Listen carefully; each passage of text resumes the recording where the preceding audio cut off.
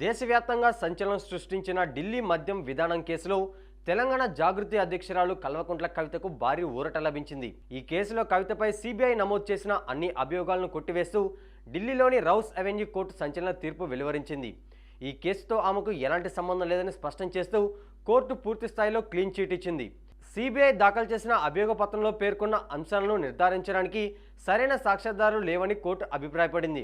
కేవలం ఆరోపణలతో ఒక వ్యక్తిని నిందితుడిగా కొనసాగించలేమని, తగిన ఆధారాలు చూపడంలో దర్యాప్తు సంస్థ విఫలమైందని తేల్చి చెప్పింది. ఈ కేసులో నిందితులుగా ఉన్న మరో 23 మందిపై కూడా సరైన ఆధారాలు లేవని కోర్టు పేర్కొంటూ వారిపై ఉన్న కేసును కొట్టివేసింది.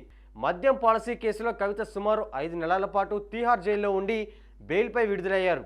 దర్యాప్తు సంస్థలు తనను రాజకీయంగా ఇబ్బంది పెడుతున్నాయని ఆమె మొదటి నుంచి వాదిస్తూ వచ్చారు.